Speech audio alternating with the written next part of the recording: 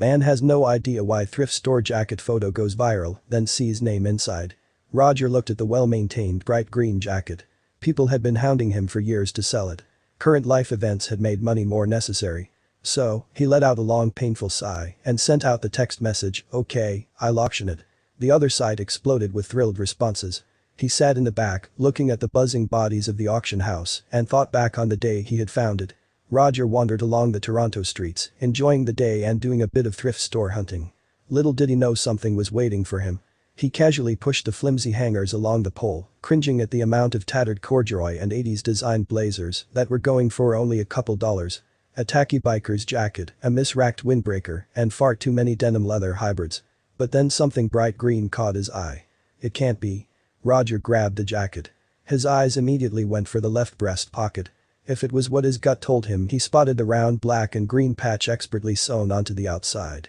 Inside a gold circle was an embroidered outline of the USA. Then, there was a little Gulf flag. "Oh my god," he muttered.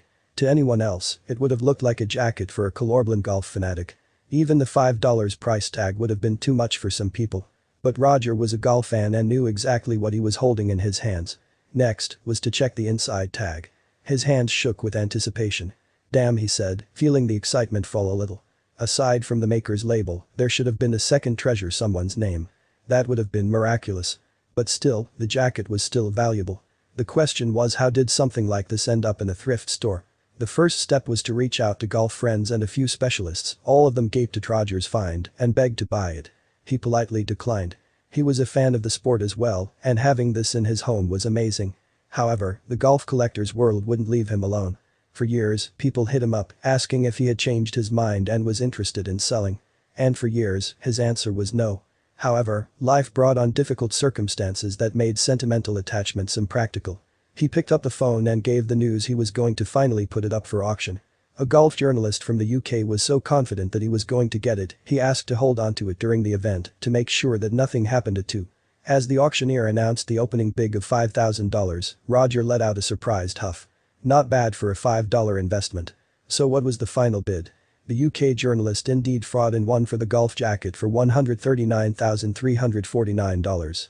People politely clapped and Roger could finally let the escape go. It was painful to watch his beloved blazer leave in the hands of another, but at least that person would appreciate it. The question everyone asks is, why that much? First, the logo on the breast pocket is of the Augusta National Golf Club. It's one of the most exclusive and coveted places in the world for anyone who swings a club. It was founded by Bobby Jones and Clifford Roberts and opened for play in 1932. But it wouldn't be until 1949 that it became a prestigious tournament symbol.